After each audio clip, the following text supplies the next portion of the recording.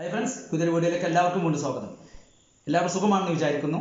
ഇന്ന് നമ്മൾ ഡിസ്കസ് ചെയ്യാൻ പോകുന്നത് പാൻ കാർഡിനെ കുറിച്ചാണ്.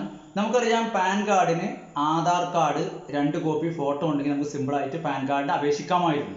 എന്നാൽ ഇനി മുതൽ നമുക്ക് പാൻ കാർഡിന് അപേക്ഷ കൊടുക്കണമെങ്കിൽ ആധാർ കാർഡ് നിർബന്ധമാണ്, ഫോട്ടോ വേണം, അതുപോലെ തന്നെ അഡീഷണൽ ആയിട്ട് നമുക്കൊരു പ്രൂഫ് വേണം. നമ്മുടെ ജനന തീയതി തെളിയിക്കുന്നതിന് അഥവാ നമ്മുടെ ഡേറ്റ് ഓഫ് ബർത്ത് തെളിയിക്കുന്നതിന് ആധാർ കാർഡ് അല്ലാതെ ഒരു പ്രൂഫ് നിർബന്ധമാണ്. അതായത് അപ്പോൾ നമ്മൾ ചിന്തിക്കും, എന്തൊക്കെ പ്രൂഫാണ് ആക്സെപ്റ്റ് ചെയ്യുക എന്നുള്ളത്.